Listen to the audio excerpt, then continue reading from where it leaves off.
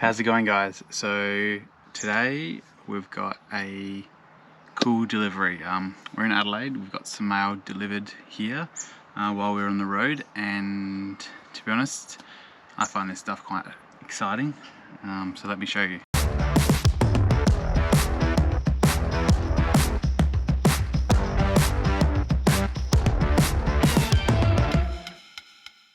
So here we have the brand new Projecta Lithium Batteries. This is their range now.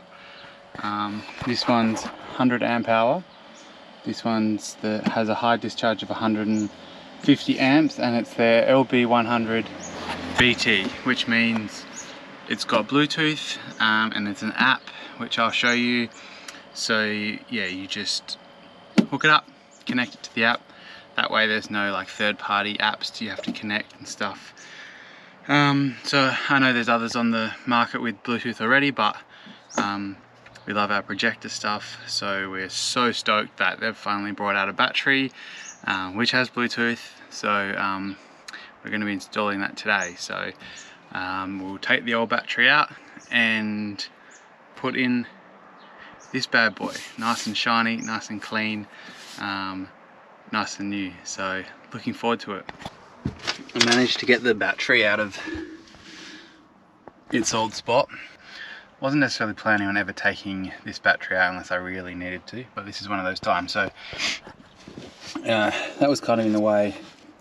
Fire extinguisher was in the way, and there was a couple of other cords. I knocked off the cover of that one, pulling it out.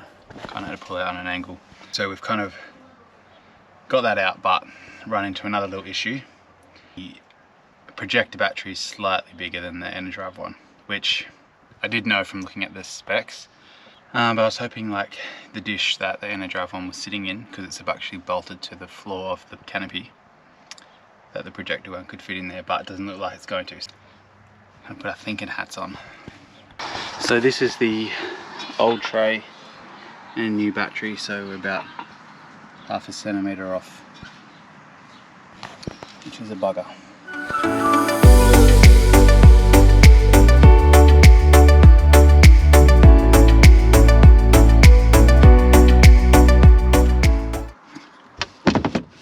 The good thing is it's a bit lighter. The only difference is, one of the differences is the terminals are on diagonals, which is fine. It's just I've set it up to be on the same side initially, so just got to work around that a bit when reconnecting the inverter.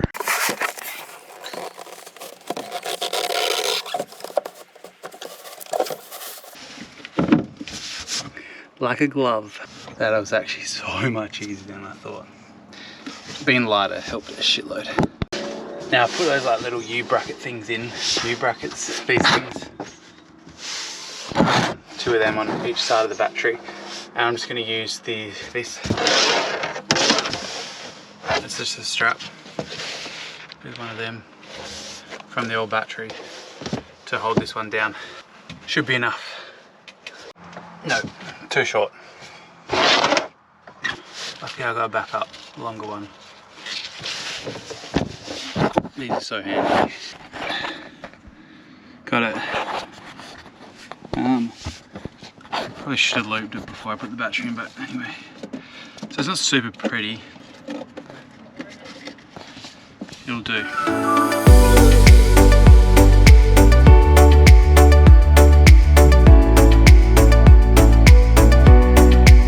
So the battery's in, as you can see. On here it's got state of charge, Bluetooth connection and alert. That button there, if you hold that button for 3 seconds it goes into sleep mode, which is handy I guess when you're not using it and you've got nothing connected. Press it again and it comes back on. Yeah, as you can see it's got 2 terminals per positive, per negative, so a few options. So the app is pretty simple. Actually it's really simple. You just put the battery Bluetooth on, tap the battery, tap like whatever you call it. It's got, at the moment it's 60%. It's just on standby status because the fridge has stopped running. perfect health, 100 amp hour capacity, that's sitting at 13.1. Works out a percentage for you, so 60%. You tap the little bell there and then it just shows you all the alarms. Everything is green, so everything is normal, but you've got an alarm for 9 different things. As you swipe right, gives you more detailed information about what voltage it's sitting on, how many amps it's using. So like I said, the fridge has stopped. Then even more details goes into per cell. They're all the same. The temperature, which is awesome, the life cycle, and then on this page you've got nothing but the event record. So I assume if an alarm goes off or something like that, then that'll be how it works. So nice simple app, and not clunky, works really well. So far so good. I like it, I really like it. I love the app. Beforehand I had this, which was pretty average. I mean cheap, off eBay, so it's always going to be average. So while we're here, we've installed the new Projecta battery. I thought we'd run through a few other 12 volt stuff. We've been on the road for 4 months now, so and obviously 12 volt has been an absolute lifesaver, and just to be able to run the fridge and have lights wherever we want, wherever we are. So I thought I'd run you through this side of things. If you want to look back at how I did it, there's a video up here back when we were back in Perth, and it shows you the other side of that panel. But at the moment, if I don't need to get on that side of the panel, I don't, because it's a bit of a pain in the bum. But let's have a quick run through of this stuff. Over here we've got our, don't mind the footy, we've got our 240 volt charger. So I've just got a lead that runs from here to there, sorry, from there to here, and then an extension cord. So if we're staying at a place for a while, we're not driving, we're in the shade, we might pay for a power campsite, or we're at a friend's house and we're not driving, we'll plug this in, and then the Projecta IntelliCharge Lithium keeps everything topped up to exactly how a lithium battery should be. The other big thing on here is our inverter.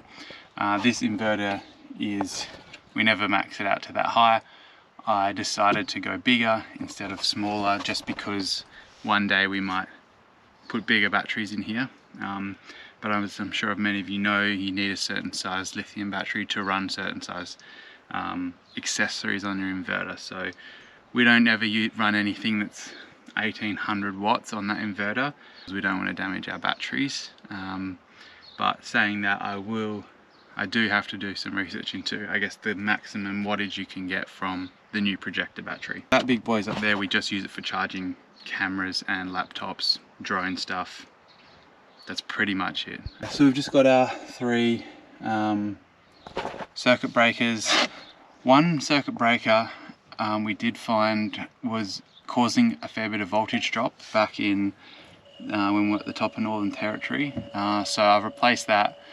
So that's just something to keep in mind, is to buy good circuit breakers, or use the fuse holder thingies. So yeah, we've got the circuit breaker for this one, that's our main circuit breaker from our battery, and then this one for the inverter. So I've just used the certain amount of amp circuit breakers that Projecta recommend in their manuals. Here we've just got our fuses for lights, switches, fridge, chargers, all that kind of thing. We've just got a kill switch for our fridge. I just like being able to kill it. This is just your standard cigarette lighter. We have 2 USBs here, just phones and GoPro batteries. We can't just leave our GoPro batteries just charging, or like cycle them through. Our switches, so this is actually a accessory switch for this, just so I can flick it on and off, and it's not always running power there. I got the 6 switch panel, probably a bit overkill because I only use 3 of them, but I like to future proof things, so got that. For our lights, so we've got lights in the door, and then I've just got one under here for when I'm working in here. This is the brains of it all, the lithium DC-DC charger by Projecta. Don't touch it ever, does its job. It's, yeah, perfect. It's a 25 amp hour one, which again is more than enough. We actually had a fair few questions asking if 100 amp hours is enough for our travels, and it is more than enough for us. It rarely gets below 80%.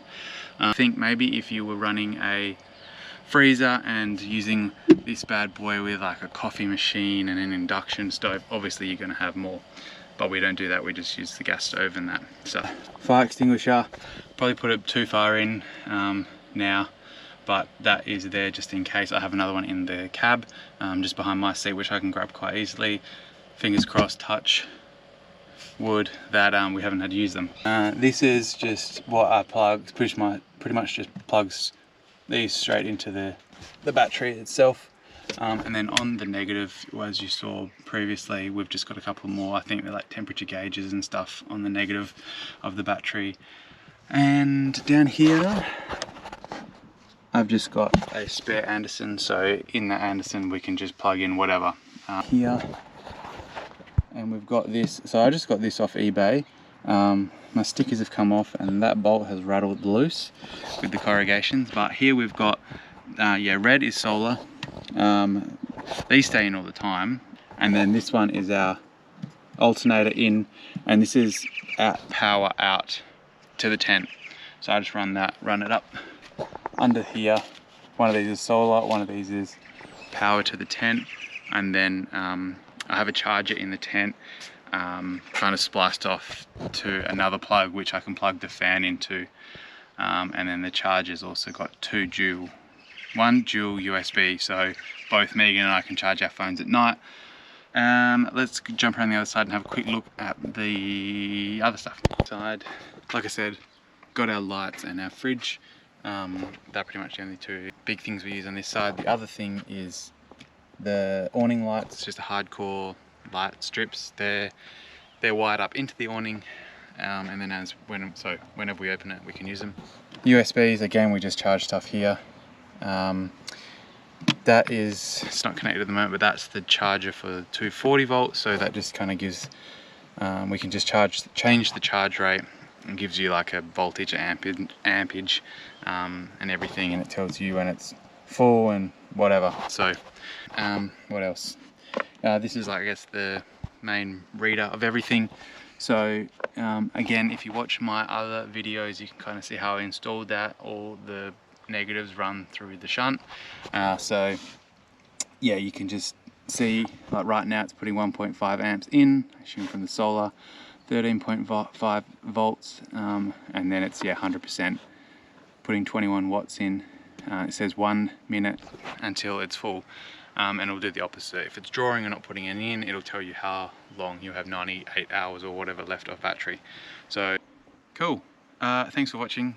Make sure you subscribe, like, and leave a comment, and share this with all your friends.